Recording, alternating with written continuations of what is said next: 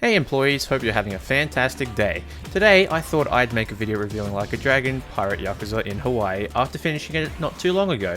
If you want my too long didn't read review, the game's great, the gameplay's fun, Mad Dog and Sea Dog mix well together, ship sailing and deck battles are fun, stories are built underwhelming, and of course the soundtrack kicked ass. But if you want the longer version, stick around. Now, instead of splitting this video into many different sections like I usually do, I'm just going to split it into two sections, the good and the bad. Now, I'll first talk about gameplay, then talk about the story. So I'll have a spoiler warning before I talk about the story. Sounds simple? Good. Alright, let's get started.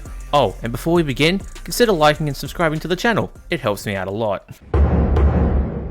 Alright, let's start off with the good shit, huh? First, the visuals. This game is pretty as shit, and I'm not even running the game on the highest graphics settings, and I'm not even kidding, when I got to Mad Atlantis for the first time, I spent like 10 minutes walking around the place, taking in the vibrant colours and places, because it just looks so damn pretty. Speaking of pretty, Majima. You know, this guy. My boss, the amnesiac, the protagonist of the story, has some amazing gameplay. His Mad Dog style has gotten a significant overhaul. Not only does he have his knife attacks, but he also has his Thug and Breaker style heat actions and moveset, plus new ones. And the heat actions, oh my god, the new heat actions are both hilarious and cool. Like, if there's a jetpack lying around on the beach, Majima does this.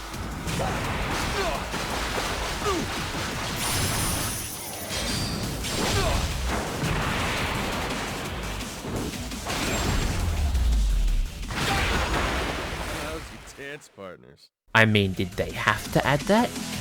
No. Was it fucking hilarious that they did? Yeah.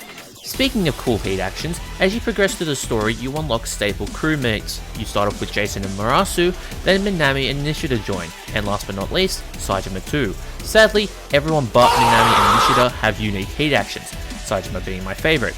I won't spoil why, just know it's something everyone's seen plenty of times before. Then we've got Sea Dog, which is really fucking strong. You start off with just the cutlasses, which you can throw out like boomerangs, which I never really used, felt like they came back too quickly to do anything useful besides the heat action that comes with them. Then you get the pistol after exploring an island, which is great for crowds. And finally the chain hook, which makes Sea Dog a hell of a lot more fun to play. Zipping straight to an enemy, slicing through a line of them, satisfying as hell. Plus, as you progress through the stories, you'll unlock the pirate side story, where you go around the different seas, raiding Devil Flag Islands and dueling it out with their ships on the sea, collecting enough flags which enables you to raid islands of the head honchos of the Devil Flags, each island giving you a special cursed instrument, letting you summon the Dark Gods of the waves, deep, earth, and skies, each summoning different animals to help you in battle. Sick animations, sick attacks, cool way to get them. Overall, the pirate side story was fun. Now, onto the Goromaru, the big boat you acquire from Jack the Collector. The sailing is smooth, albeit a bit slow if you're not boosting, and the deck battles are fun as hell. Especially when using the deck battle exclusive heat action, swinging around the boat and shooting 10 dudes. Sick as fuck. Then there's exploring different islands for treasure. Basically mini long battles where you destroy blockades once defeating all the enemies in the area. Really fun stuff. Especially those massive battles you have during the pirate side story, 40 vs 100 with a kick-ass song in the background. Sure, there weren't many, but the ones that you could do were always a blast. The Pirate Coliseum was honestly kinda meh. The only fun thing to do were the deck battles, the Devil Flagship rematch, and the Amod fight. Everything else was bad, which I'll talk about in the bad section of this video. The last thing I want to mention in regards to the gameplay is the English dub. Shocker, I played the game in English, and holy shit, Matthew Mercer did an incredible job as Majima once again.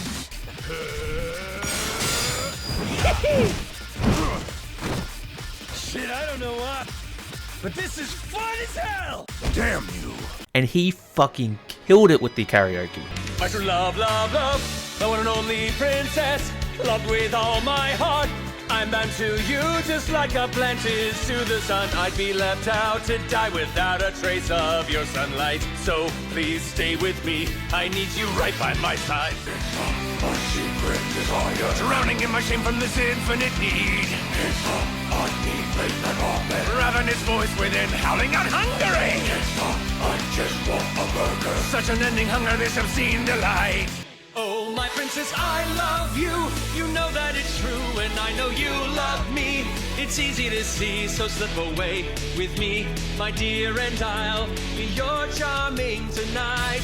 At the bar we step and go, we glide to and fro, and when the clock strikes 12, we won't even know. But now I'm breaking out! Push, restart, and try again! It's time to say goodbye to the trauma and the pain.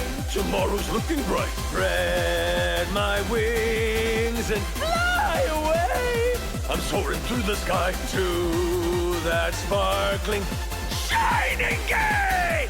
I was scared for the English dub karaoke thanks to Infinite Wealth's terrible auto-tuning problem. We're breaking the law, breaking the world together. Know your fucking place, trash. But it turns out they actually listened to the criticism and got rid of it completely. Safe to say, Matt Mercer is my pick as Majima's forever English voice actor. And the soundtrack, not my favourite, but it has a lot of bangers. Receive You the Arousal, sure, a strange name, but definitely a fun track for where it's placed in the story. And the credits song, holy shit, slaps so hard I've been listening to it on repeat ever since I heard it. It's probably the song that's playing right now. Yep. In short, the soundtrack is amazing, the gameplay is amazing, the English cast is amazing, mostly everything about this game is amazing, and of course, let's talk story. So, spoiler here, skip to here to listen to me ramble about the bad stuff. Okay, you good? Let's continue. I loved Noah's and Majima's relationship during the story, Noah being some random kid that saves Majima, and Majima devoting his entire life to helping Noah escape Rich Island and explore the world. Such a heartwarming story. Story about the treasure though, I'm not the biggest fan, but I'll get into that later. All I gotta say is I love the crew, the Madlantis baddies are cool as well, even if they were underused, and I mean very underused. I love the Devil's Flags side story. Sure, it's a repeat of the same RGG formula of one big boss has 4 underlings and you repeat the same action until you beat all 4, then fight the big boss and finish the side story. But this one was so endearing. Noah and Mizaki's relationship building over time, Noah telling her that they can explore the world together and he'll try his hardest to protect her once he grows up. A very heartwarming side story. Probably the best side story in the series. Now, let's get on to... Like with the good, I'll start with gameplay.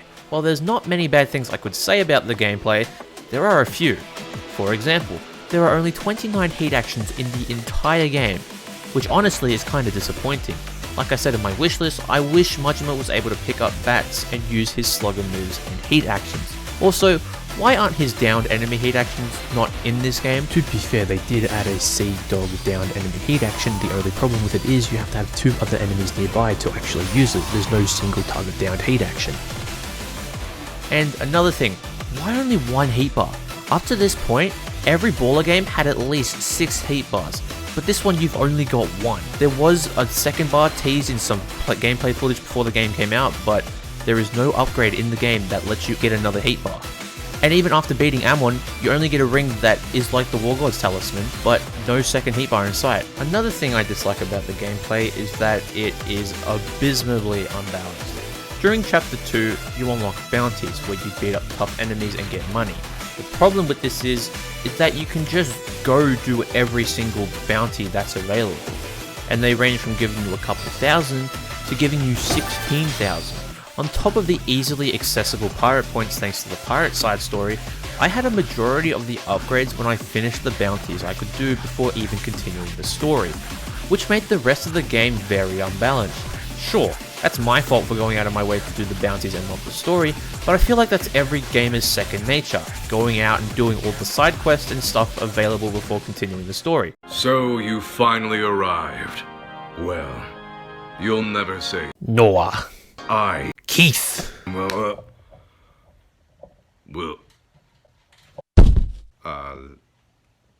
I did all 86 bounties! Don't you act all innocent and pretend you're different. You've done it for one game or another. I feel like they could have made the cheaper bounties available in Chapter 2 only, then as you progressed through the chapters, the more rewarding bounties were unlocked. Same with the pirate side story and treasure. I mentioned it before, but you go around the seas battling the devil pirates until you have enough flags to be able to travel to the seas where one of the head honchos are hiding.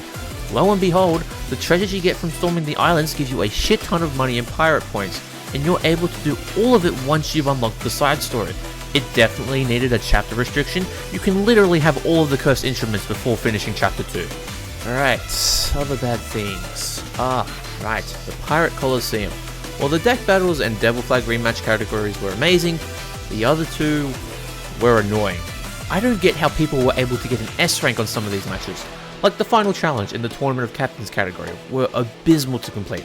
The ships had way too much health, their weapons did a shit ton of damage to my ship, plus you don't get healed or get your repair kits back. That specific tournament took me several attempts to beat them. Hell, the Ammon fight was easier than both of them. Alright, I think that's enough about gameplay. Let's move on to the story. Here's a spoiler warning. If you want to skip to my final thoughts about the game, skip to this timestamp. 3, 2, 1. Like I said in the goods section, I loved Majima and Noah's relationship during the game. Same with the crew. Jason finally letting his son free from Rich Island, Masaru forgiving himself for having a hand in Mortimer's betrayal against Jason, Nishida and Minami not giving up on their boss, and Saitama begrudgingly going along with whatever Majima's doing. That shit was great. The story about the treasure though is where I have problems. This game probably has the most underused characters in the entire series. Sorry, that only goes to Kiwami. But my point still stands. Mortimer and Queen Michelle were the most underused character in this game. Hell, I'd say Naomi too if she didn't show up in the finale and save Majima and join him on the siege against Raymond. Mortimer and Michelle, two characters who had character bios written on IGG's website, were shown a bunch in the marketing for this game, and both are barely in the story. Mortimer dies by his own crew shooting him as he's explaining shit to Majima, and Michelle gets blown to Kingdom Come after leaving to go after the treasure and returning with nothing, just to be betrayed by Raymond. Such wasted characters. Everyone thought Mortimer was going to be like Yakuza or Yamai kind of character, i.e. you fight him several times during the story, but no, that was given to Keith of all characters. Mortimer gets a pretty cool first phase with a cool dynamic intro, and then a pretty meh phase with no QTE. And don't even get me started on Michelle. I get it, IGG. You don't want Majima beating the shit out of a woman. But don't just toss her away just because she's a woman. You know what would have been better? If Raymond and Michelle still teamed up and Michelle helped Raymond during the final boss fight. Like throwing stuff to Raymond so that his bigger muscles can throw it harder at Majima for a QTE. Hell, have her firing cannons onto the field. Make the final fight at least a bit more challenging. Speaking of Raymond's fight, it was kind of underwhelming. The dynamic intro was cool, transition to outside the palace was good, the QTEs were cool, but the ending was shit. No QTE? A good 90% of the series' final bosses have QTEs to finish their fights. Even Kiryu's Gaiden had one. Overall, the story for this game was good at best. The start being about Majima and Noah's relationship was the best part, but then once it started becoming about the treasure, that's when it kind of fell off. But I usually say to myself, I don't really care about the story. If the gameplay is great, I'm gonna love it. And god did I love this game's gameplay. Now, on to... Here we are. My final thoughts about the game. I know I'm not the best at making these types of videos, but I tried, okay? So what's my final verdict on Like a Dragon Pirate Yakuza in Hawaii? It's a solid 8 out of 10. I love this game, like I have with the majority of the other Yakuza / Like a Dragon games, except you three, fuck you. It just needed some better story execution and some gameplay balancing. The combat's incredibly fun, the ship's sailing is fluid, albeit slow, the English voice casts were incredible, the story revolving around Majima and Noah were heartwarming, but the story about the treasure was a bit disappointing, and the Colosseum wasn't all that exciting. But that's just my opinion. If you enjoyed everything I disliked, good for you. Just know you're not invited to my Yakuza themed birthday party. All jokes aside, I hope you enjoyed this little review video, I certainly did, so if you could like, comment and subscribe before you close this video and watch another, that'd be greatly appreciated. Now, if you'll excuse me, I have more pressing matters to attend to. See ya! That's too far, that's out of the- FUCK!